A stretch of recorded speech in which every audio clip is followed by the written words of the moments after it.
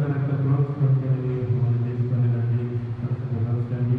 ఇప్పుడు కాలంలో కూడా మీ యొక్క మార్పులను చేత మాట్లాడుతూ విధానాలు ఈ యొక్క సమయంలో కూడా ఈ యొక్క భాగంలో నుండి మాతో కూడా మాట్లాడండి.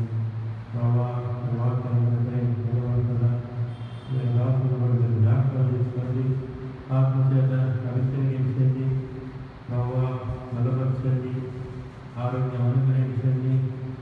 మీ యొక్క పరలోకములో పరిశుద్ధాత్మ యొక్క ప్రేరేపణ ద్వారా మాటలు మీరు దయచేస్తూ రావాల్సిందిగా వెళ్తున్నాం.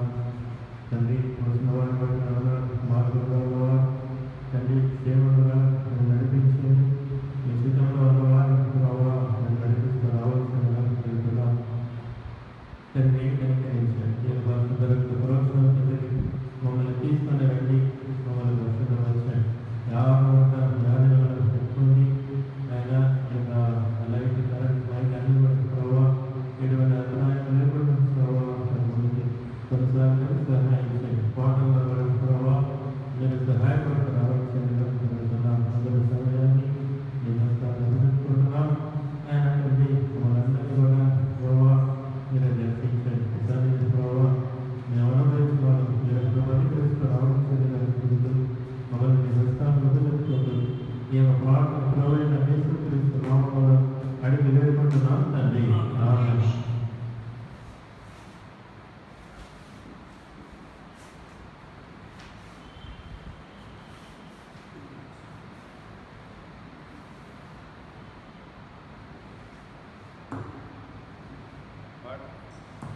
పాట సంఖ్య 316, పాత దాంట్లో 313.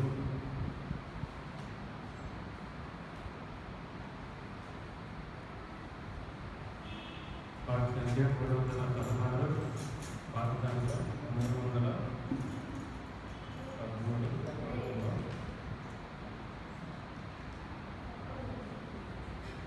జాగ్రత్త భక్తులా పిలిచే ప్రభు యేసునే కాచును. జాగ్రత్త భక్తులా పిలిచే ప్రభు యేసునే కాచును. వందనం హోసన్నా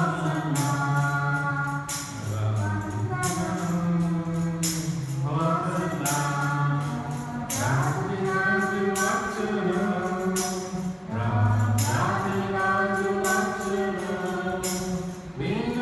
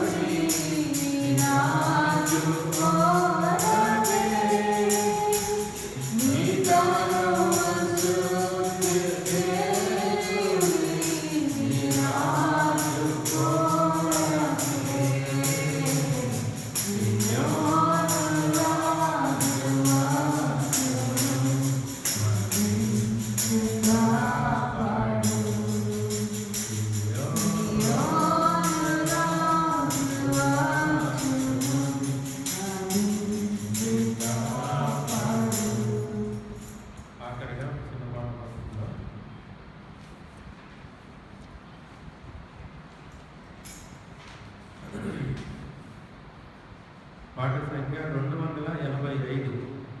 285. పాత దాంట్లో అయితే 282.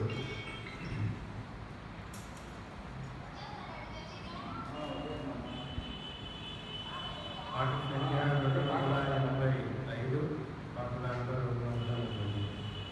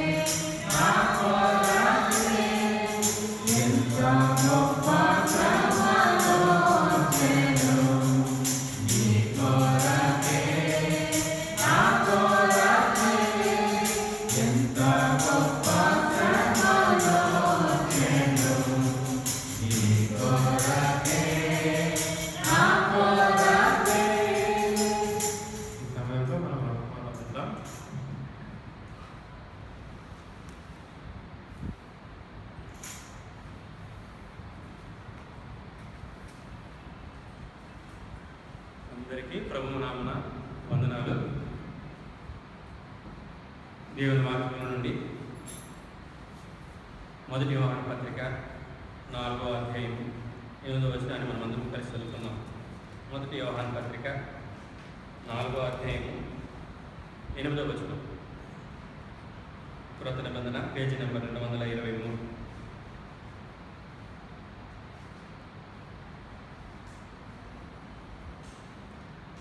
చదువుకుందాం. దేవుడు ప్రేమాస్వరూపి, ప్రేమ లేనివాడు దేవుని ఎరగడు. ఇదే సమయంలో అపోస్తలుడైన పౌలు రాసిన రోమీయులకు రాసిన పత్రిక 5వ అధ్యాయం 8వ వచనాన్ని కూడా మనం అందరం కలిసి చదువుకుందాం. అపోస్తలుడైన పౌలు రాసిన రోమీయులకు రాసిన పత్రిక 8వ అధ్యాయం 5వ వచనాన్ని మనమందరం కలిసి, క్షమించిన 5వ అధ్యాయం 8వ వచనం, 5వ అధ్యాయం 8వ వచనాన్ని మనం అందరం కలిసి చదువుకుందాం. పేజీ నెంబర్ 136, క్రొత్త నిబంధన. అయితే దేవుడు మన ఎడల తన ప్రేమను వెల్లడిపరుచుతున్నాడు. ఎట్లనగా మనం ఇంకను పాపమై ఉండగానే క్రీస్తు మన కొరకు చనిపోయాను. ఇదే సమయంలో లూకాసు వార్త 10వ అధ్యాయము, లూకాసు వార్త 10వ అధ్యాయము 25 నుండి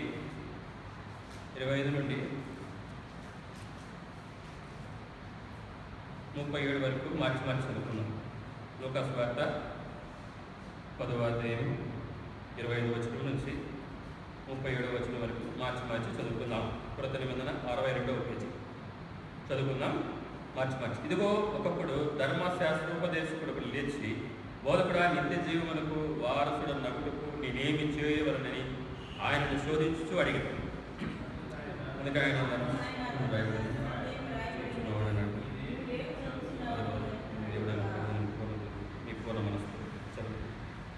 అనగా అతడు, నీ దేవుడైన ప్రభువును నీ పూర్ణ హృదయంతోను, నీ పూర్ణ మనస్సుతోను, నీ పూర్ణ శక్తితోను, నీ పూర్ణ వివేకంతోను ప్రేమించుకోవాలని, నిన్నువలే నీ పొరుగు వాడిని ప్రేమించుకోవాలని వ్రాయబడి ఉన్నదని చెప్పారు.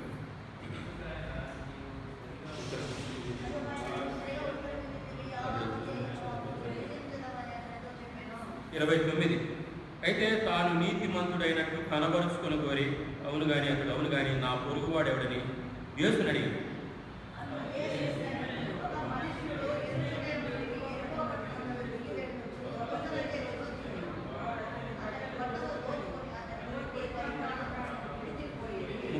అప్పుడు ఒక యాజకుడు ఆ త్రోవన వెలుట తటస్థించెను.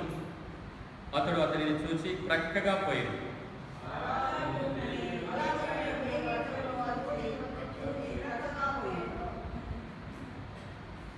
33.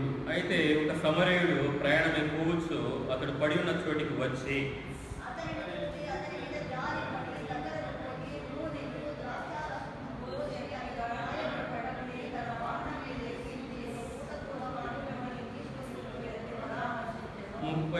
మరునాడు అతడు 2 దేనారములు తీసి ఆ పూట కూడా వారికి ఇచ్చి, ఇతని పరామర్శించుము, నీవింకేమైనా ఖర్చు చేసినలా నేను మరలా వచ్చినప్పుడు అది నీకు తీర్చదునని అతనితో చెప్పిపోయాను.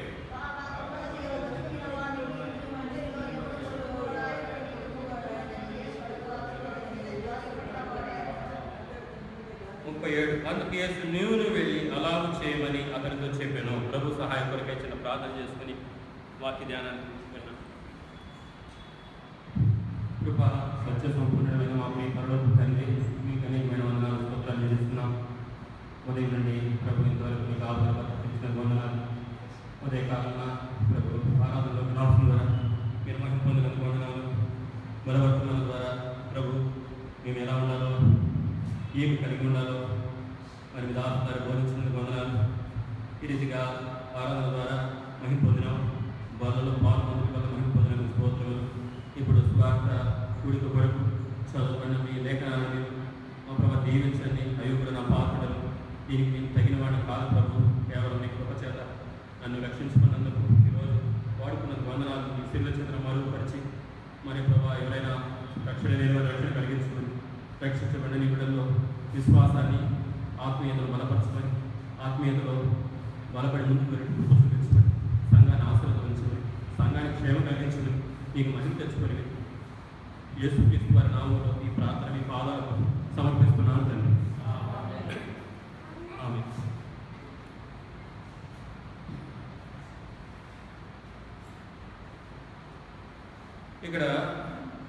లూకా సువార్త 10వ అధ్యాయంలో 25 నుండి 37వ వచనం గల వాక్య భాగంలో ఒక విషయం ఉంది, ఒక సంఘటన జరిగింది. ఇక్కడ ముఖ్యంగా ఒక ధర్మశాస్త్రోపదేశకుడు చూస్తాం. అతడు ప్రభువును శోధించుతూ ఒక ప్రశ్న అడిగినాడు. నిజంగా అతనికి తెలుసు, అతనికి ధర్మశాస్త్రం తెలుసు, ధర్మశాస్త్రోపదేశకుడు అని రాశాడు. అంటే ధర్మశాస్త్రాన్ని ఉపదేశించేవాడని, ధర్మశాస్త్రం గురించి క్షుణ్ణంగా తెలిసిన వాడిని. అయితే దేవుని ఎదుట మంచివాడని తెలుపు, తాను నీతిమంతుడైనట్టు అందరూ మెచ్చుకోవాలని ప్రభు వారిని శోధిస్తూ ఒక ప్రశ్న అడిగినాడు. ఏమని అడిగినాడు? 25వ వచనంలో, నిత్య జీవమునకు వారసుడు నగుటకు నేనేమి చేయవలనని ఆయన శోధిస్తూ అడిగినాడు. తండ్రిని దేవుణ్ణి, సృష్టికర్తను, యేసుక్రీస్తు వారిని శోధిస్తూ ఒక ప్రశ్న వేస్తున్నాడు.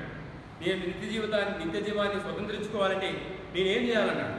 అప్పుడు ప్రభు వారు ఏమన్నాడంటే, ధర్మశాస్త్రంలో ఏమి రాస్తాడు, ఏమి రాయబడింది అన్నాడు. అప్పుడు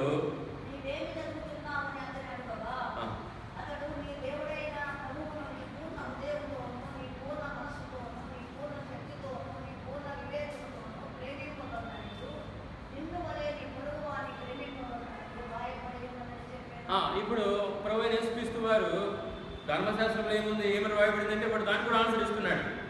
అంటే తెలుసుకుని అర్థం, కేవలము 10 మందిలో ప్రభువు చేత నీతిమంతుడని పిలిపించుకోవాలని, అందరూ కూడా అతన్ని మెచ్చుకోవాలనే ఉద్దేశంతో ఆ ప్రశ్న వేస్తున్నాడు. అప్పుడు మాస్టర్ కూడా అతను చెప్తున్నాడు, అలాగూ చేయము, మళ్ళీ అన్నాడు, అలాగూ చేయము, నువ్వు సరిగా ఉత్తరమిచ్చిందివి, అలాగూ చేయము, అప్పుడు జీవించదమని అతనితో చెప్పాను.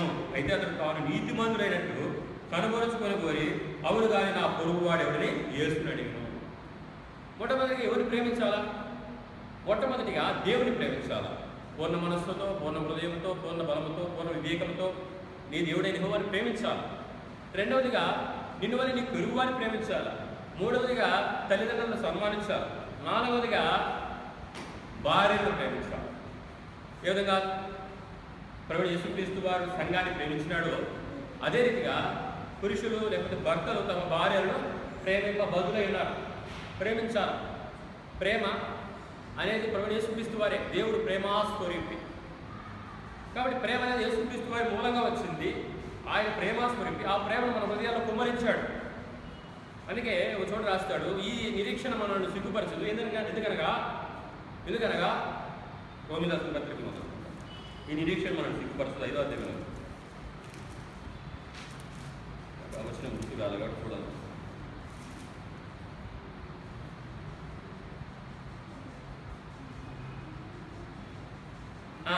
ఐదవ అధ్యాయం 5వ వచనం.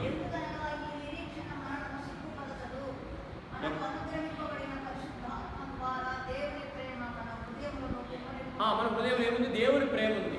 కాబట్టి ఈ నిరీక్షణ మనం సిగ్గుపరచదు. దేవుని ప్రేమను కలిగిన మనము ఈ ఇతరులను ప్రేమింపబద్ధులమై ఉన్నాం. నిన్ను వలేని పొరుగు వారిని ప్రేమించాలా. విశ్వాసముగా, దేవుని పిల్లలుగా, సంఘములు కూడా ఒకరినొకరు ప్రేమించుకోవాలి. అంటే అర్థమేమి? వాళ్ళను పరామర్శించాలి, వారి బాగోగులను విచారించాలి. ఒకవేళ ఆర్థిక పరిస్థితులు ఉంటే చేతనైతే మనం ఆదుకోవాలి, ప్రార్థించాలి, సహకరించాలి అని దాని అర్థం ప్రేమించడం అంటే. అదేవిధంగా తల్లిదండ్రులను సన్మానించాలి. తల్లి మాట వినకుండా తల్లిని బాధ పెట్టేవాడు, తల్లి మాట వినవాడు లోయకాకులు పెరుగుతాయి. అటువాడు దేవుని చేత శాపం పొందిన, యెహోవా శాపం పొందినవాడు. తల్లిదండ్రులను గడపరచాలి, తల్లిదండ్రులను ప్రేమించాలి, తల్లిదండ్రులు సన్మానించాలి, గౌరవించాలి, లోబడాలి అనేది ఇక్కడ ఉద్దేశం. కాబట్టి ప్రేమ, ఈ ప్రేమ ఇతనికి తెలుసు. ధర్మశాస్త్రం ఎరిగిన వాడే నిన్ను వలె నీ పొరుగువాని ప్రేమించు అన్నాడు ప్రభువాడు. అయితే నా పొరుగువాడెవడు అన్నాడు. ఇప్పుడు వచ్చింది కథ స్టార్ట్. చూడండి, లూకా సువార్త 11వ అధ్యాయము 10వ అధ్యాయం 30వ వచనం 29. తాను నీతిమంతుడైనట్టు కనబరుచుకొని పోయి అతడు అవును కానీ నా పొరుగు వాడెవడు యేసునడి. యేసు ప్రభు వారు వారికి అర్థమయ్యేదానికి ఒక సంఘటన కథ చెప్పాడు. ఏమని కథ చెప్తున్నాడు చూడండి. అందుకే ఇట్లా నేను 30వ వచనం, ఒక మనుషుడు యెరూషలేము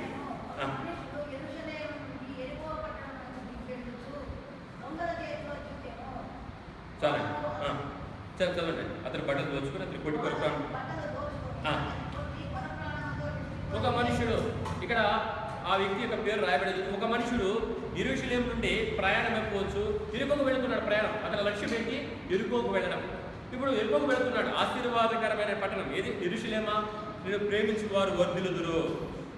యెరూషలేము దేవుని పట్టణము, దేవుడు నివసించే ప్లేస్ అయినా కూడా అటువంటి పరిస్థితిని వదిలేసి శాపగ్రస్తమైనటువంటి యెరికో పట్టణానికి దిగి వెళుచున్నాడంట. దిగి వెళ్ళడం వేరు, పైకి ఎక్కి రావడమే. యెరూషలేము పట్టణము బాగుగా కట్టబడిన పట్టణము, కొండ మీద.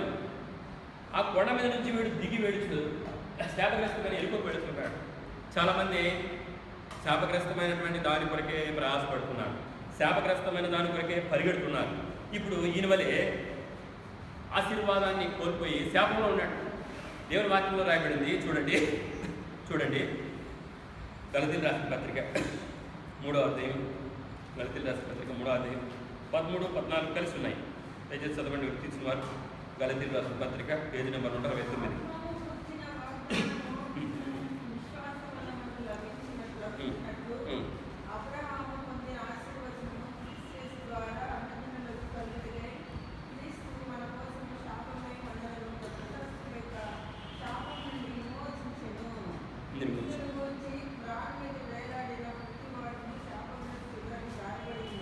కాబట్టి ఈ శాపము అంటే ఇప్పుడు యెరికో అంటే శాపం, శాపగ్రస్తమైన పట్టణం. ఇతడు యెరూషలేము ఆశీర్వాదకరమైన పట్టణం నుండి శాపగ్రస్తమైనటువంటి యెరికోకు వెళుతున్నాడు. కనుక ఈ వ్యక్తిని మనం కూడా ఒకప్పుడు శాపగ్రస్తమైనటువంటి జీవితం జీవిస్తున్నాం. ప్రభువు యేసుక్రీస్తు వారిని రక్షకునిగా స్వీకరించక మునుపు ఈ లోకంలో మన జీవితం ముందు ఎలా ఉన్నదంటే శాపగ్రస్తమైన జీవితమే, తాత్కాలికమైన జీవితమే, నిరీక్షణ లేని జీవితమే, పాపభూయిష్టమైన జీవితమే. ఎప్పుడైతే మనం ప్రభువు యేసుక్రీస్తు వారిని అంగీకరించామో అప్పుడు మన శాపం అంతా సిలువలో మోసుకున్నాడు. ప్రభువు వారు మనకు ఆశీర్వాదాన్ని ఇచ్చాడు. చూడండి 2 కొరింథీ 8వ అధ్యాయం 9వ వచనం. 2 కొరింథీ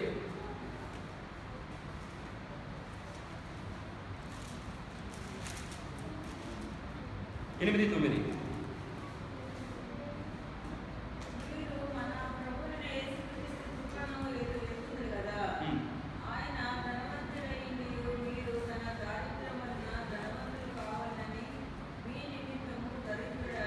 కాబట్టి ప్రభువు యేసుక్రీస్తు వారి కృప నిన్ను నన్ను క్రీస్తునందు ఐశ్వర్యవంతునిగా చేసింది. ఆ యొక్క యెరికో శాపాన్ని తీసేసింది. యెరికోలో జీవిస్తున్నాం. అంతకుముందు యెరికో శాపగ్రస్తమైన పట్టణంలోనే మనం జీవించాం. మనం ఎటుబడితే అట్లా జీవించాం. మన మనస్సు యొక్క కోరికలు నెరవేర్చుకుంటూ వచ్చినాం. మనం కోరింది చూసాం, కోరింది తిన్నాం. మరి శాపగ్రస్తమైన జీవితాన్ని జీవిస్తూ ఉంటే అయితే ప్రభువు యేసుక్రీస్తు వారు మన నిమిత్తమై దరిద్రుడై వచ్చేసి మన శాపాన్ని ఆయన సిలువ మ్రాడు మీద మోసుకున్నాడు. మనకి ఏమిచ్చినాడు? ఆశీర్వాదం ఇచ్చాడు. చూడండి ఎఫెసీయులకు రాసిన పత్రిక 1వ అధ్యాయం 3వ వచనం. ఎఫెసీయులకు రాసిన పత్రిక 1వ అధ్యాయం 3వ వచనం. ఎఫెసీయులకు రాసిన పత్రిక 3వ అధ్యాయం 1వ అధ్యాయం 3వ వచనం.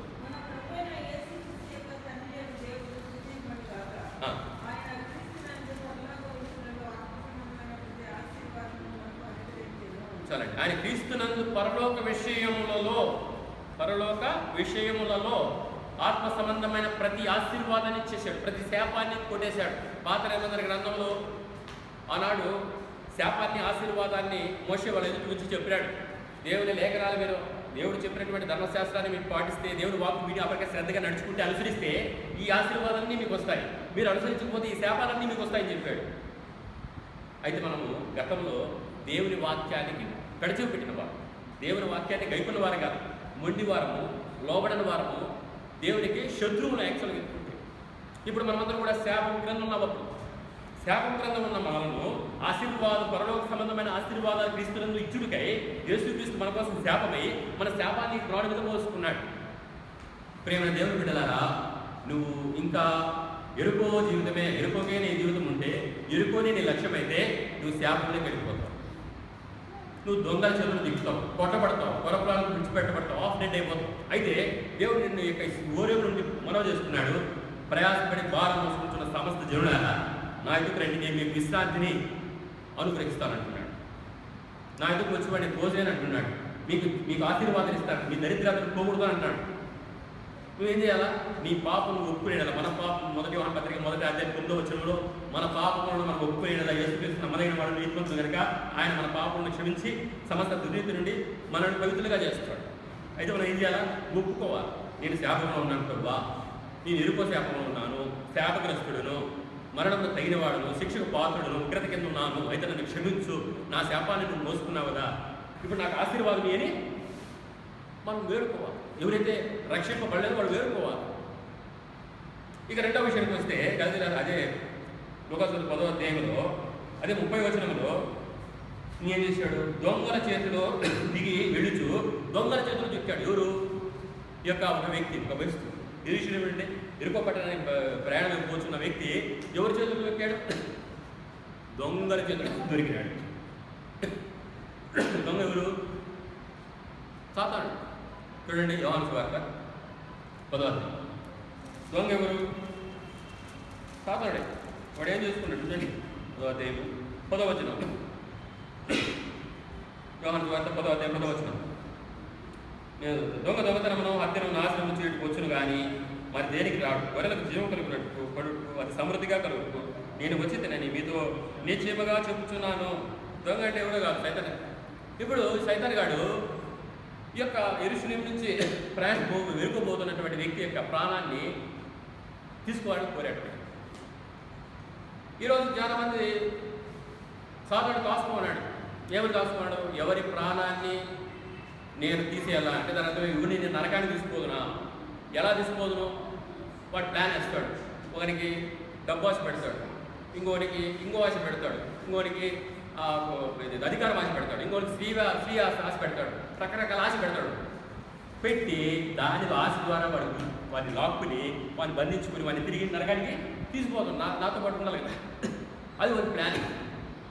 వాడు చంపేసి ఎవరు ఎక్కడ తీసుకెళ్ళాలి? నేనున్న స్థలంలో యేసుప్రభువు చెప్పాడు కదా, నేనున్న స్థలంలో మనం తీసుకోవడం పోతే సాధారణ బాగుండి ఆ యొక్క అగ్నిగంధకంతో మన గుండంలో పాలు పొందేటట్టుగా వాడున్న స్థానాన్ని తీసుకోవడం కోరుకున్నాడు. ఏమి వెతుకుతున్నాడు? చూడండి మొదటి పేతురు 5వ అధ్యాయం. మొదటి పేతురు మన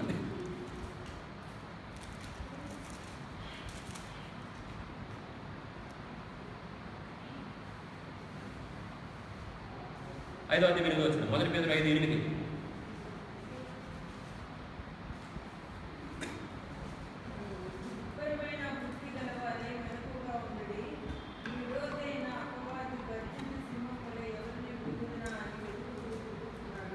కాబట్టి సైతాన్ ఏం చేస్తున్నాడు? వెతుకుతున్నాడు. ఒక ఆత్మనన్న నరకానికి తీసుకువెళ్ళాలి, ఒక ఆత్మనన్న పడేయాలి, ఒక ఆత్మనన్న చెడగొట్టాలి. నీతి మార్గంలో ఉండేవాడిని ఎందుకు? రక్షించబడిన వారు రక్షించబడిన వాళ్ళు సైతం వాళ్ళను కూడా ఏదో రీతిగా వారి ఆత్మీయ స్థితిని దిగదార్చాలని, వారి ఆత్మీయతను కోల్పెట్టి చేయాలని వాళ్ళతో పాటు తీసుకువెళ్ళవాడు ఇప్పుడు వెతుకుతున్నాడు. మనం దొరికినామా? మరి వాడు గర్జించి సింహంలాగా మింగిలి వేస్తాడు. వాళ్ళతో పాటు వాడు ఉన్న రాజ్యంలో తీసుకువెళ్తాడు. ఎంతమంది ఇప్పుడు వారి స్వాధీనంలో ఉంటారు, పొగాకు స్వాధీనంలో ఉంటారు, సినిమా స్వాధీనంలో ఉంటారు, అధికారం స్వాధీనంలో ఉంటారు, స్త్రీ యొక్క ఆస్వాదనంలో ఉంటారు, ఓవరకు పొగాకు వక్కాకు స్వాధీనంలో ఉంటారు. అంటే ఏది బలహీనతో వారి బాగా తెలుసు. నువ్వు ఏ స్థితి, నువ్వు ఏ విషయంలో బలహీనుడవో సాధనలు బాగా తెలుసు. కానీ నేను అవ్వ దగ్గరికి వచ్చాడు. ఇది నిజమా అంటే అవ్వ ఏది నిజమో అని.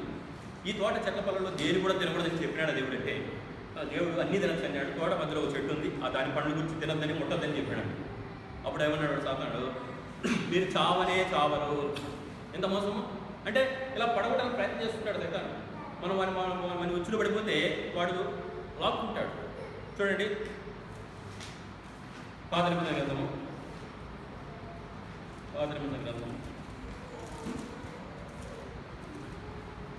చిన్న విషయం.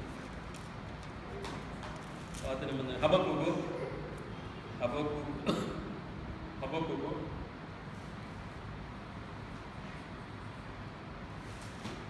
మొదటి అధ్యాయం 15వ వచనం. హబక్కూకు మొదటి అధ్యాయం 15వ వచనం. గుచ్చి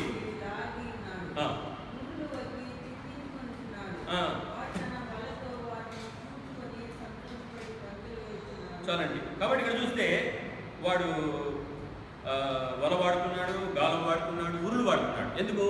మానవుని భ్రష్టుపరచడానికి, మానవుని నాశనాన్ని తీసుకోవడానికి, నరకాన్ని తీసుకోవడానికి వాడు ఆ ప్రయత్నం చేస్తున్నాడు. విశ్వాసుడు సహితము, ఏర్పరచబడిన వారి సహితము మోసగించడానికి వాడు ఈ పని చేస్తున్నాడు.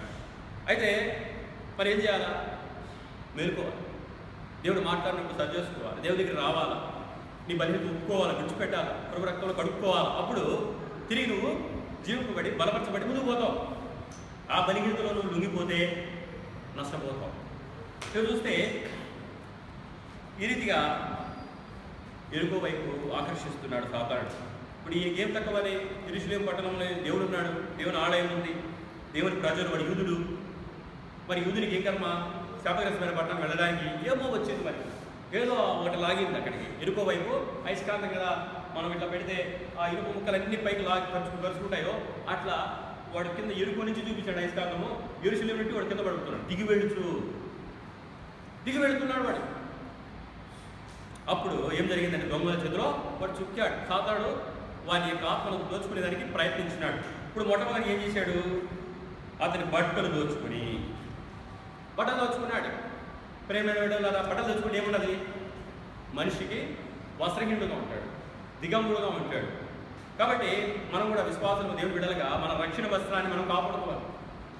వాడు దాన్ని మలినపరచాలని, దాన్ని అపవిత్రం చేయాలని, దాన్ని లాక్కోవాలని వాడు ప్రయత్నం చేస్తుంటాడు. చూడండి, ప్రభువు యేసుక్రీస్తు వారు ఆదికాండంలో 3వ అధ్యాయంలో ఆదామవ్వలు దేవుడి మాటను మీరి తినకూడదని నిషేధింపబడిన పండు తిన్న తర్వాత వారు ఏమైనాయి? వారి కన్నులు తెరవబడ్డాయి. వారు దిగంబరులను తెలుసుకున్నారు. వెంటనే ఆ చెట్టు ఆకులు కట్టుకున్నారు. అప్పుడు దేవుడు ఆదామా ఎక్కడున్నావు అన్నాడు. ప్రభువా, నీ స్వరం నేను విన్నప్పుడు నేను దిగంబరుడిగా ఉంది కనుక ఈ చెట్ల మీద దాక్కున్నాను అన్నాడు. నువ్వు దిగంబరుడు అని నీకు తెలిపినవాడేవాడు అన్నాడు. ఈ స్త్రీ నాకు పండించింది, తిన్నాను, అందువల్ల దిగంబరుడు అయిపోయాను. స్త్రీని అడిగాడు, నువ్వేమా అని. సర్పం మీద పంపింది కనుక అప్పుడు శపించుకుంటూ వచ్చాడు. చివరికి ఏం చేశాడంటే, సర్పాన్ని నువ్వు జీవితాంతము మరి నేల మీద పోతావు, మన్ను తింటావు అన్నాడు. మరి స్త్రీకి ఏం చెప్పాడు?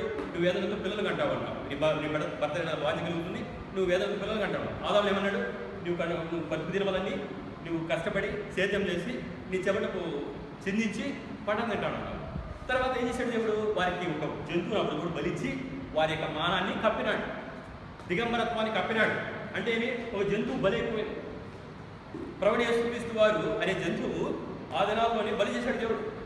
ఇదిగో లోక పాపం మోసుకుని దేవుని గొర్రెపిల్లను అప్పుడే ప్రభువు యేసుక్రీస్తు వధించబడ్డాడు ప్రభు వారు. ఆయన కప్పిన రక్షణ వస్త్రమే ఆ దినం వాళ్ళు మానాన్ని కట్టడానికి. అదేవిధంగా ఇప్పుడు ఈ బిడ్డను ఈ యొక్క దొంగల చేతిలో చిక్కబడి బట్టలు దోచుకోబడిన వారి యొక్క పరిస్థితిని కప్పడానికి ఎవరు బట్టలు కడతారు? ఇప్పుడు ప్రభువు యేసుక్రీస్తు వారే రక్షణ వస్త్రంతో ఆ బిడ్డను అలంకరించారు. మనకు కూడా రక్షణ వస్త్రం ఇచ్చినాడు. అయితే ఆ వస్త్రాన్ని మనం ఎలా ఉండాలంట? కాపాడుకోవాలండి. చూడండి, ప్రకటన గ్రంథం 2వ అధ్యాయం. ప్రకటన గ్రంథం 2వ విశ్వాసంగా మనకు సలహా. ప్రకటన గ్రంథం 2వ అధ్యాయం మనం అనుకుంటామంట 17 వచ్చింది.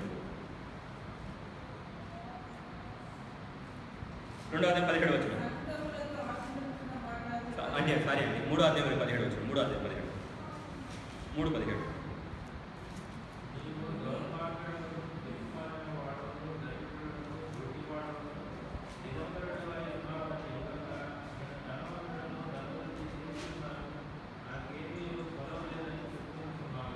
మళ్ళా 18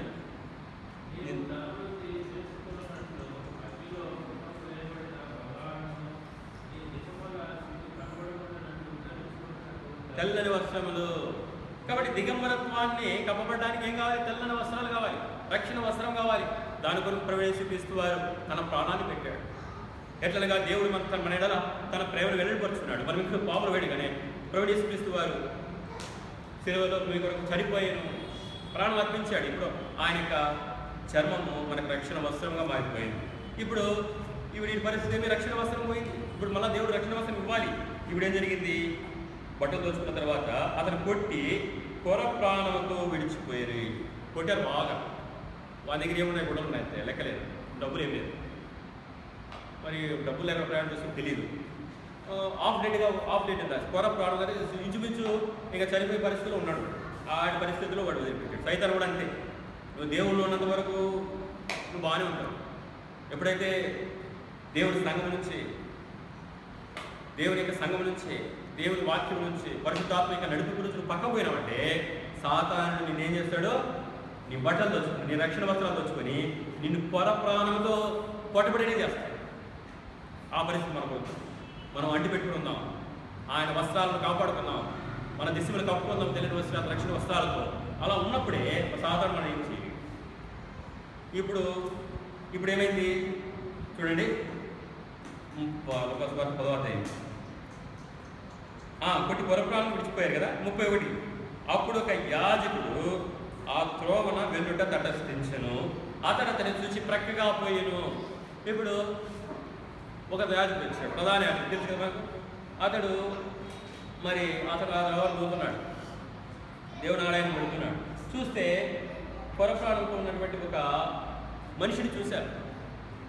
ఇంచుమించు గమనించినప్పుడు అతడు యూదుడే అని గ్రహించినారు. అయినా కూడా అతన్ని చూసి వెళ్ళిపోయినారు కానీ కనికపడలేదు. కారణం ఏమి? వాళ్ళు ధర్మశాస్త్ర ప్రకారం అభివృద్ధులు కాకూడదు. చూడండి 21వ అధ్యాయం లేవికాండం 21వ అధ్యాయం లేవికాండం 21వ అధ్యాయం యాజకుడు పని. యాజకుడు 11వ వచనం, సరే క్షమించండి, 10వ వచనం.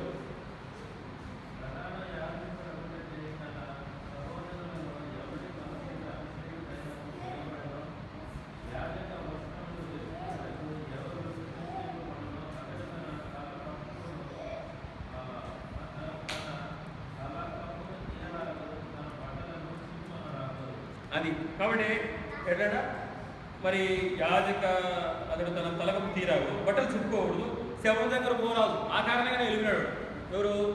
ప్రధాన యాజకుడు. ఇంకోరు ఎవరున్నారు? లేవిడు ఉన్నాడు. లేవిడు ఉన్నాడు. ఈ లేవిడు కూడా మరి పక్కగా వెళ్ళిపోయినాడు.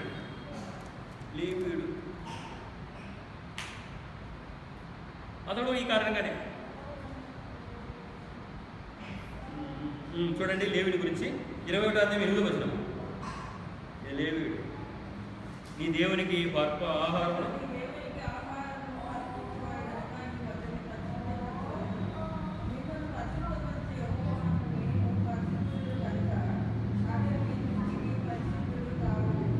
కాబట్టి ఇతర విషయం ఇప్పుడు కూడా లేవిడు అంతే, యాజకుడు అంతే.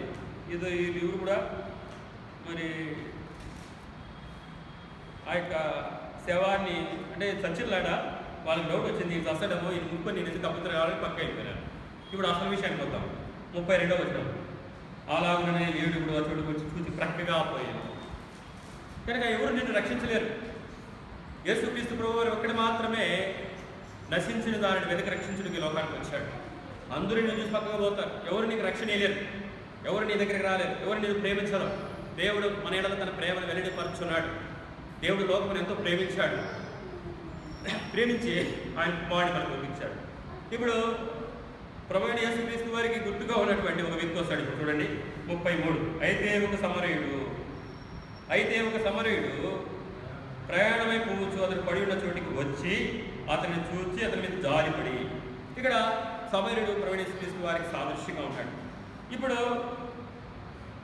చూశాడు వాళ్ళ లేవుడు వెళ్ళిపోయినట్లు, యాజకుడు వెళ్ళిపోయినట్లు. ఈయన వెళ్ళిపోకుండా చూచి జాలిపడ్డాడు. ప్రభువైన యేసుక్రీస్తు వారి ప్రేమ లాంటిది. కనికరపడతాడు ఆయన, జాలిపడతాడు ఆయన. 103 కీర్తనలో 13వ వచనంలో మాట రాయడు. 103 కీర్తన 13వ వచనం. 103 కీర్తన 13.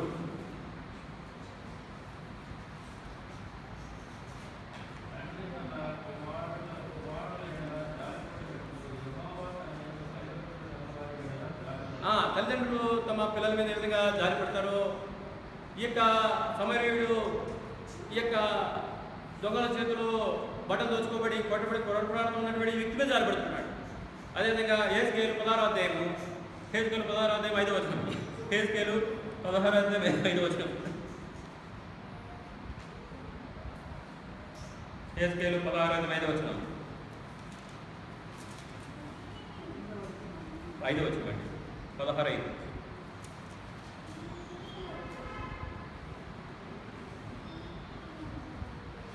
ఈ పనులలో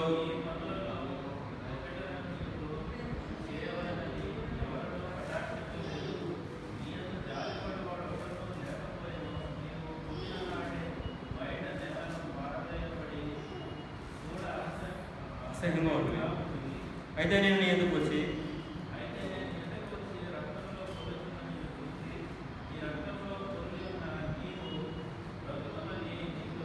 చాలు. కాబట్టి ఇక్కడ చూస్తే జాలి పడిన వాడు ఒక లేడంటే ఎవరు ఉన్నారా? జాలి కనికరం దయ ఎవరు చూపించరు. వాడున్న అలా పెడుతుంటే రోడ్డు పక్కన పడిపెట్టారు, చూసి గమ్ములు పోతారు కానీ అమ్మ కొంతమంది అడుగుతుంటారు. మనం చేతనే చేయరు, చాలా జాలి పడరు, కొంతమంది జాలి పడతారు. ఆ జాలి వేరు ఈ జాలి వేరు. ఎవరు వానికి హాస్పిటల్ తీసుకోరు, దాని పక్కన పడిపోయినాడు. మనం ఇప్పుడు వస్తూ ఉంటాం, తాగి పడిపోయినాడు, ఇప్పుడు నలుగురు ఎత్తినారు, వాడిని హాస్పిటల్ తీసుకోవాలి, నీళ్ళు దాటి చెట్ల పడిపెట్టారు. కనుక జాలి పడేవాడు కావాలా? జాలి ఎవరు పడతాడు? ప్రభువు యేసుక్రీస్తు వారు పడతాడు. ఆయన బ్రతుకున్న దినాల్లో కూడా ఆయన జాలి పడ్డాడు, కానీ కనికరపడతాడు. ఆయన కనికరపడ్డాడు. ఒక స్త్రీకి ఒక పేరు నాయుని గ్రామానికి వెళ్ళాడు, వెళ్తున్నాడు. ఆ నాయుని గ్రామంలో ఒక విధవరాల తల్లి, ఆమె పేరు విధవరాల తల్లి, ఆమె ఒక్కడే కొడుకు చనిపోయాడు. ఆయన అతన్ని పాతిపెట్టి అతన్ని తీసుకొస్తున్నారు. ప్రభు వారు ఆమె ఎవరు లేరు కాబట్టి ఆమె సాటి ఎవరు లేరు, వారి మీద ఆశ పెట్టుకుంది, చిన్నవారి మీద ఏడుస్తుంటే యేసు ప్రభు తల్లిని చూసి కనికరపడ్డాడు. లోకాసు వార్త 7వ అధ్యాయంలో ఉన్న విషయం. కనికరపడి ఆ పాడి ముట్టగా చచ్చిపోయినప్పుడు లేచాడు. అప్పుడు తల్లికి ఎంత ఆదరణ. కనుక ప్రభు వారు కనికరపడేవాడు. నేను కనికరాన్ని కోరుచున్నాను కానీ బలిని కోరు. ఇప్పుడు బలి అర్పిస్తారు. ఈ మధ్య అంతా కూడా ఈ పల్లెల్లో చూస్తే తిరణాలు జరిగాయి. అక్కడంతా దేవతలకు విగ్రహాలకు పొట్టేళ్ళు, గొర్రెలు, కోళ్ళు అన్నీ మోస్తారు. ఆ దేవత తన రక్తం కోరుతుందంట. రక్తము తాగి వాళ్ళని జీవిస్తుందని ఒక నమ్మకం. రక్తం తాగి వారిని కాపాడుతున్న వర్షం ఇస్తుందని నమ్మకం. వర్షం పడిపోయి బాగా చెరువు నిండిపోయిందనుకో, నీ పల్లెల్లో చూసినా తెల్లారితే వెళ్ళిపోతాం. ఈ పొద్దు రాత్రి చెరువు నిండిపోయింది, తెల్లారితో బోనాలు పట్టుకొని అది చనిమిడి తీసుకొని పెట్టుకొని ఈ గొర్రెలు ఎత్తుకుంటే ఆ చెరువు గడ్డ మీద ఉండే చిన్న గుడి మాదిరి ఉంటుంది, బండ్ల మీద ఆడ ఆయన పెట్టుకుంటారు, ఆడ పూజిస్తారు. ఆమె కోరుతూ కనికరం కోరుతున్నాడు ప్రభువు యేసుక్రీస్తు. అది ఆమె వచ్చి విగ్రహాలు ఏం కోరుతాయి? రక్తాన్ని కోరుతాయి. ప్రభువు యేసుక్రీస్తు వారు ప్రేమపూర్వకంగా అడుగుతున్నాడు, నేను నిన్ను కోరుకుంటున్నాను, రా నా దగ్గర, నీ హృదయం కోరుకుంటున్నాను. నువ్వు ఏ స్థితిలో ఉన్నా కూడా నేను నీ దగ్గరకు వచ్చాను, నిన్ను నా రక్తంలో నేను కడుగుతాను, నీకు రక్షణ వస్త్రం ధరింపజేస్తాను, నీ గాయాలు కదా, నీ పాప గాయాలన్నీ మాట్లాస్తాను. ఎవరైనాను నా ఎందుకు వచ్చి వాడిని నేను ఎంత మాత్రం బయట క్లోజ్ లేదు, నువ్వు ఎవరన్నా కానీ కాక యేసు ప్రభువుకి వస్తే చాలు. ఇప్పుడు నువ్వు ఎట్లున్నావు? పైకి బాగానే ఉన్నావు, కానీ నువ్వు దొంగల చేతులు చిక్కినావు, సాతాను ఆధీనంలో ఉన్నావు, కొరప్రాణులతో ఉన్నావు, నువ్వు పై బ్రతుకుతున్నావు అని పేరుంది, కానీ మృదుడివే. లోకంలో ఇప్పుడు యేసు ప్రభువుని అంగీకరించే వారందరూ కూడా శిక్ష కింద, ఉగ్రత కింద, చచ్చిన స్థితిలో ఉన్నారు. ఈ విషయం మీకు తెలిసిన లేదు. దేవుడు వాక్యం చెప్తుంది, యేసు ప్రభువుని అంగీకరించిన వారందరూ కూడా తీర్పులో ఉన్నారు. యేసు ప్రభువుని అంగీకరించిన వారందరూ కూడా ఉగ్రతలో ఉన్నారు. యేసు ప్రభువుని అంగీకరించిన వారందరూ కూడా మృత్యువులో ఉన్నారు, చచ్చిన స్థితిలో ఉన్నారు. ఇప్పుడు ఏం కావాలి? వాళ్ళకి ఏం కావాలా? ప్రాణం కావాలి, బ్రతుకల. అందుకే నా మాట మీద నన్ను పంపిన వారి విశ్వాసం ఉంచేవాడు నిత్య జీవం గలవాడు, వాడు తీర్పులోనే కాక మరంలో నుండి జీవనం దాటి నిత్యంగా చెప్తున్నా. కాబట్టి ఆయన మాట నా ప్రభు యొక్క మాట. ఇప్పుడు ప్రభు వారు సమరణుడు వస్తున్నాడు. ఈ సమరణుడు వెళ్ళాడు, జారి పడ్డాడు. తర్వాత ఏం చేశాడు? జారి పడిన తర్వాత ఏం చేశాడు ఆయన? 34 అతను దగ్గరికి పోయి, చాలా మంది దగ్గరికి పోవాలి, దూరంగా ఉంటారు.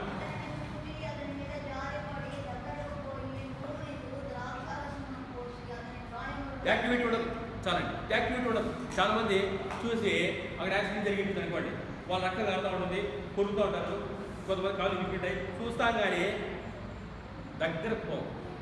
అంటే మనం ఎందుకు చేయాలా? ఎవరో పోలీసులు రావాలా, మనం వాళ్ళు చెప్తే చేయాలి, అది వేరే విషయం. దగ్గరకు పోయే పరిస్థితి ఉండదు, అసహించుకుంటాం, దూరంగా ఉంటాం. హాస్పిటల్లో కూడా కొంతమంది మాస్క్ వేసుకొని వెళ్తారు, ఎలా రోగాలు రాకూడదని ఇస్తాం. మొత్తం దగ్గర పోవాలి కదా, దూరం ఉండేవాడు. వాళ్ళ యొక్క, అది మీకు తెలుసు డాక్టర్ గారు, కంటామినేట్ అవుతుంది వాళ్ళ డిసీజెస్ ఏమన్నా బై ఎయిర్ కానీ బై స్పర్శ కానీ ఏమన్నా వస్తాయని, అందుకని దూరంగా ఉంటారు. కాబట్టి యేసు ప్రభువు వారి దగ్గరకు వెళ్ళాడు. దగ్గరకు పోయి ఏం చేశాడు? దగ్గరకు పోయి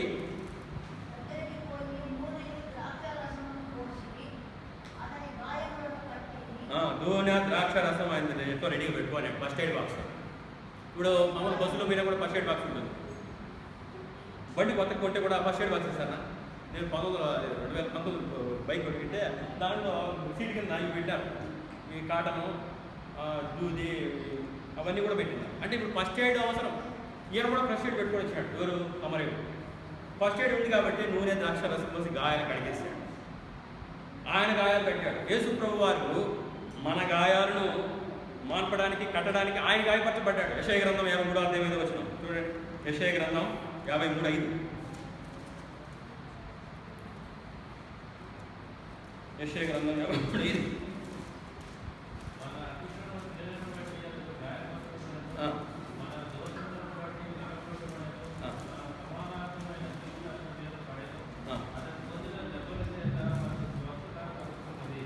ఆయన పొందిన గాయముల చేత మనకు స్వస్థత కలుగుతున్నది. కాబట్టి ఆయన గాయాలు పరచబడ్డాడు, ఆయన శరీరాన్ని గాయపరుచుకున్నాడు. ఈయన గాయాలు కట్టేదానికి, యేసు ప్రభువారు మన గాయాలు కట్టడానికి, పాప గాయాలు కట్టడానికి ఆయన గాయపరచబడ్డాడు. కనుక పేతురు పత్రికలో రాస్తాడు. 1 పేతురు 2:24 వచనం. 2వ అధ్యాయం 1 పేతురు 24 వచనం. మనం పాపముల విషయమై చనిపోయి నీతి విషయమై జీవించినట్టు ఆయన తానే తన శరీరమందు మన పాపములను నాలుగు మీద మోసుకుని ఆయన పొందిన గాయాల చేత మీరు స్వస్థత నొందితేనే. ఆయన పొందిన గాయాలు, ఈయన గాయాలు కట్టడానికి ఏమో నూనె ద్రాక్షరసం పోసాడు, కట్టాడు. ఈయన గాయపరచబడ్డాడు. మన కొరకు యేసు ప్రభువారు గాయపరచబడ్డాడు. సిలువలో ముళ్ళ కిరీటాన్ని ధరించాడు, కాళ్ళలో చేతులు మేకులు కొట్టించుకున్నాడు, హృదయంతో బలంతో పొడిపెంచుకున్నాడు. 150 కేజీల బరువు గల నడువు నిలువున్న కొయ్యను ఆయన గొలగొతా కొండవైపు మోసుకుంటూ వెళ్ళాడు. ఎంత భరించాడు కదా, ఎంత బాధ కదా. మనం ముళ్ళు గుచ్చుకుంటే అయ్యో అంటామే. యేసు ప్రభు యొక్క చేతిలో మేకొట్టుడు ఎట్లుంటుంది. పోనీ ముళ్ళ కిరీటం అల్లినటువంటి ముళ్ళతో అల్లిన కిరీటాన్ని ఆయన తల మీద పెట్టి వీటితో ఆ తల మీద కొట్టేప్పుడు ఆ ముళ్ళు ఆ యొక్క తల గుచ్చుకున్నప్పుడు ఎంత రక్తం వచ్చింటుంది, ఎంత నొప్పుంటుంది ఊహించగలమా? ఎందుకోసం పొందాడైనా? నా గాయం, పాప గాయాన్ని మాన్పటానికి, కట్టడానికి యేసు ప్రభు గాయపరచబడ్డాడు. ఎంత ప్రేమ నా ప్రియమైన దేవుడు బిడ్డలారా. నువ్వు ఉన్న పాటుగా, నువ్వు కొట్టబడిన స్థితిలో ఉన్నా, దోచుకునే స్థితిలో ఉన్నా, దిగంబుడుగా ఉన్నా, ఎవరు నిన్ను పట్టించుకోకపోయినా, పక్కగా వెళ్ళిపోయినా కూడా యేసు ప్రభు వారు నిన్ను చూసి జాలి పడుతున్నాడు, నీ దగ్గరికి వస్తున్నాడు, నిన్ను నూనెతో ద్రాక్షరసంతో నీ యొక్క గాయాలు కడతాడు, నీకు స్వస్థత ఇస్తాడు. ఆయన పొందిన గాయాల చేత మనకు స్వస్థత ఉంది. తర్వాత చూస్తే ఇంకేం చేశాడు చూడండి. ఇంకేం చేశాడు ఆయన? కట్టి 34 వచనం. తన వాహనం మీద ఎక్కించి ఇక పూటకుల వారి ఇంటికి తీసుకుని పోయి అతను పరామర్శించి పూటకుల వాళ్ళ ఇంటికి తీసుకున్నాడు. అంటే హోటల్, దేవుని వాక్యం ప్రకారం బైబుల్, దేవుని సంఘాన్ని తీసుకున్నాడు. ఇక్కడ సంఘాన్ని తీసుకుపోయి వీడు ఎంత సేఫ్టీ కదండి. తన వాహనం మీద ఎవరు ఎక్కించుకున్నారు? సమరయుడు. ఆ దినాల్లో గాడిదల మీద మరి ప్రయాణం చేసేవారు. మరి తన వాహనం మీద ఎక్కించుకొని పూటకులమని అంటే సంఘాన్ని తీసుకొచ్చాడు. ఇప్పుడు ఏం చెప్తున్నాడు చూడండి. 35 వచనం. మరునాడదుడు 2 దేనారములు తీసి అప్పుడు కులవానికి ఇచ్చి ఇతను పరామర్శించు, నీకు ఇంకేమైనా ఖర్చు చేసినలా నేను మళ్ళా వచ్చినప్పుడు అది నీకు తీర్చుదనని అతనితో చెప్పి పోయెను. చూడండి, సంఘాన్ని తీసుకొచ్చాడు. 2 దేనారములు అంటే బైబిల్కి గుర్తుగాను, పరిశుద్ధాత్మ దేవునికి గుర్తుగాను ఉన్నది. ఈ 2 దేనారాలు ఏంటి? బైబిల్ ఇచ్చాడు మనకు. రెండవది వచ్చి పరిశుద్ధాత్మ దేవుని ఇచ్చాడు. ఇవి ఇచ్చి ఏం చెప్తున్నాడు? ఇతను పరామర్శించుము, ఇంకా ఏమన్నా నీకు ఖర్చు చేస్తే నేను మళ్ళా వస్తుంది, అప్పుడు నీకు ఇస్తా. చూడండి దేవుని బిడ్డలారా, దేవుని సేవ చేసే సేవకులు, ఆ సేవకులకు బహుమానం ఉంటుంది. ప్రభువు యేసుక్రీస్తు వారు ఆ సేవకులకు బహుమానం ఇస్తాడు. మీరు మీరు చేసేది పరామర్శించాలి, దేవుని బిడ్డలను పరామర్శించాలి, దేవుని వాక్యంతో పోషించాలా, ధైర్యపరచాలా, ఆదరించాలా, కొన్నిసార్లు గద్దించాలా, హెచ్చరించాలా. ఇది సేవలు చేసిన పని. అప్పుడు ఆయన వచ్చినప్పుడు నీకు భయం, నీతి గల కిరీటం ఇస్తాడు, బహుమానం ఇస్తాడు.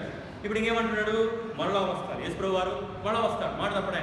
చూడండి, యోహాను సువార్త 14:3 వచనం. యోహాను సువార్త 14:3.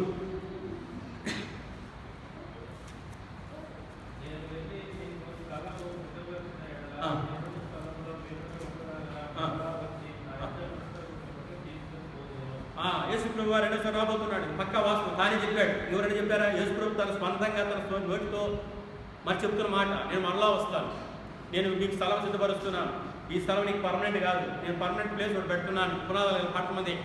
అబ్రహాం ఎదురు చూశాడు, ఇస్సాకు ఎదురు చూశాడు, యాకోబు ఎదురు చూశాడు, మంచి మంచి భక్తులంతా ఎదురు చూశారు. ఈ యొక్క గుడారాన్ని, ఈ యొక్క గుడారము శాశ్వతం కాదని తెలుసుకున్నారు. చూడండి, 2 కొరింథీ 5 మాట రాకండి. 2 కొరింథీ 5 అధ్యాయం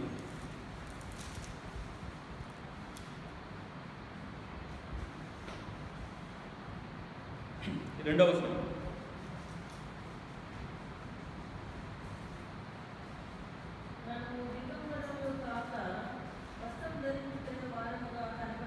సరే అండి, మొదటి వచనమే భూమి మీద.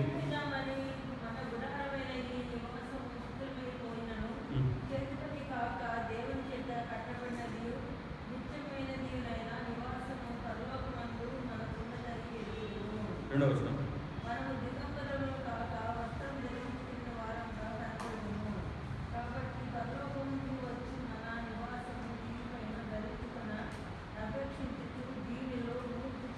కాబట్టి ఈ గోడారంలో మనం భారం మోసుకుని మూలుగుతున్నాము, ఇది తీసివేయడం కాదు, కానీ మధ్యమైన జీవితంతో ముంగివేయబడినట్లు ఆ నివాసం దీనిపైన ధరించుకొని కూర్చు. కాబట్టి పరలోక నివాసాన్ని మనం ధరించుకుంటున్నాం. దేవుని చేత కట్టబడింది, చేతి పని కాక, చేత్తో కట్టలేదైనా ఆ కట్టడమైనటువంటి ఆ నివాసం కావాలి మనకు. ఈ భూమి మీద నీ గుడారం శిథిలమైపోతుంది. తన శరీరం అనే గుడారం గురించి మాట్లాడుతున్నాడు. ఇది శిథిలమైపోతుంది, మట్లో కలిసిపోతుంది. అయితే పరలోకమందు మీ కొరకు చేతి పని కాకుండా కట్టబడిన మన రాజ్యం ఉంది. ఆ రాజ్యం కొరకు మిమ్మల్ని సిద్ధపడుతూ దిగంబరుడు వస్త్రం ధరించుకున్నాం. కాబట్టి దీనిపైన పరలోకం నుండి వచ్చి నివాసం దీనిపైన ధరించుకున్న అపేక్షిస్తూ దీనిలో మూలుగుతున్నాం. కాబట్టి మనకు మహిమా దేహం పోతున్నాడు. ఆ దేహంలో మనం ప్రభువాన్ని చూస్తాం. అదే నేను ఆలోచన చేశాను, మనిషి చనిపోయిన తర్వాత మరి ఎట్లా వాడు మాట్లాడతాడు, ఎట్లా నడుస్తాడు, ఎట్లా పోతాడంటే మహిమా దేహం ఇవ్వబడుతుందంట. లాజరు గురించి ఆలోచించడం అన్నమాట. లాజరు అబ్రహామును ఆనుకున్నాడు రాయబడింది కదా. అదేవిధంగా ధనవంతుడు కూడా చనిపోయాడు కదా. ఇద్దరు దేహాలు మట్టిలో కలిసిపోయిన తర్వాత మరి ఎట్లా వాళ్ళకి వేరే దేహం వచ్చింది, ఎట్లా కాళ్ళు ఉన్నాయి, ఎట్లా చేతులు ఉన్నాయి, ఎట్లా ముట్టుకుంటున్నాడు, ఎట్లా తాగుతాడు, నీళ్ళు తాగాల, నీళ్ళు తెచ్చుకురామన్నాడు కదా. అంటే వేరే దేహం ఒకటి ఉందని నాకు ప్రభు ఆలోచన చెప్పాడు. అప్పుడు ఇక్కడ రాశాడు ఏమిటి, ఫిలిప్ రాసిన పత్రిక చూడండి, ఆన్సర్ దగ్గర ఫిలిప్ రాసిన పత్రికలో పౌలు రాస్తాడు అన్నమాట. ఫిలిప్ రాసిన పత్రిక 20 3:21 3 అధిక 20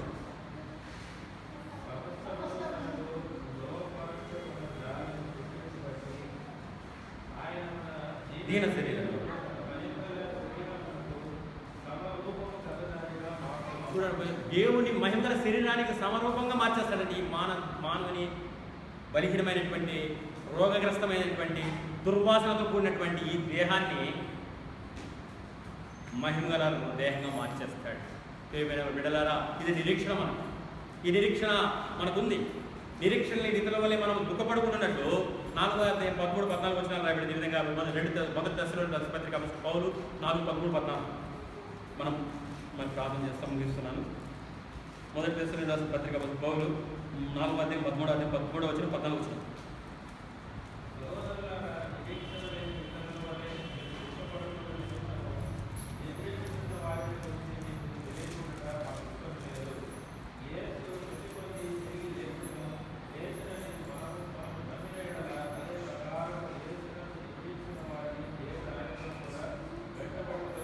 చాలు. కాబట్టి ఎట్లా ఉంది విషయం, చనిపోయిన వారిని వెంటబడుకొని వచ్చింది ఎట్లా అంటే మహిమగల శరీరంగా వాళ్ళు లేపుతాడు, మహిమగల శరీరం ఇస్తాడు వాళ్ళకు. ఇది మన నిరీక్షణ. మన శరీరాన్ని మహిమగల శరీరంగా మారుస్తాడు. నా ప్రియమైన దేవుని బిడ్డలారా, ఈరోజు మంచి సమరణ యేసుక్రీస్తు వారి గురించి మీరు విన్నారు. ఆయన నేను జాలి పడుతున్నాడు, నీ దగ్గరకు వస్తున్నాడు. ఎవరు నిన్ను పట్టించుకోకపోయినా, ఎవరు నిన్ను విడిచిపెట్టినా యేసు ప్రభువు నిన్ను ప్రేమిస్తున్నాడు, నీ దగ్గరకు వస్తాడు, నీకు రక్షణ ఇస్తాడు. నేను ప్రేమిస్తున్నాడు, నీ కొరకు తన ప్రాణాన్ని పెట్టాడు. సజీవుడై మూడోదిన లేచినాడు, నీ ముందు నిలబడుతున్నాడు. నీ యొక్క పాప గాయాలన్నింటినీ ఆయన రక్తంలో కడుగుతాడు. రక్షణ వస్త్రంతో నిన్ను ధరింపజేస్తాడు. తర్వాత తన వాహనం మీద నీకు మందిరాన్ని తీసుకొస్తాడు. అక్కడ నీ వాక్యం చేత పోషిస్తాడు, నిన్ను బలపరుస్తాడు. రెండవ రకంగా ఒక సిద్ధపరుస్తాడు. ఆయన వస్తాడు, నిన్ను ఆయన ఉన్న చోటుకి తీసుకుపెడతాడు. ఇందుకు ఒక నిరీక్షణను, ఇందుకు ఒక రక్షణను నిర్లక్ష్యం చేస్తే ఎలా తెలుసుకుంటావు? ఇదే రక్షణ దినము, ఇదే రక్షణ సమయము. ప్రభువు యేసు క్రీస్తునందు నువ్వు యేసు ప్రభువా నేను పాపను నువ్వు కేకయి, ఆ ప్రభువారు వచ్చి నీ యొక్క పాపాన్ని క్షమించి నిన్ను తన కుమార్తెగా కుమారుడిగా చేసుకుంటాడు. ఇప్పుడే అనుభవిస్తాము, అంగీకరించు. దేవుడి వాక్యం దీవించుగాక.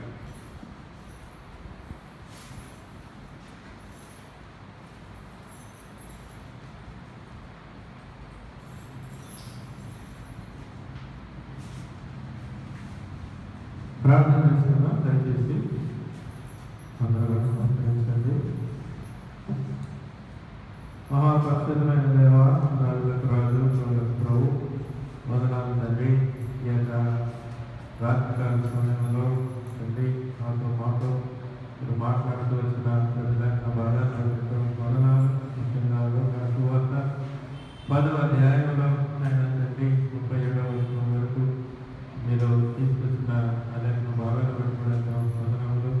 అదే సమయంలో మొదటి యోహాను పత్రిక 4వ అధ్యాయంలో కూడా మీరు మాట్లాడుతూ వచ్చాడు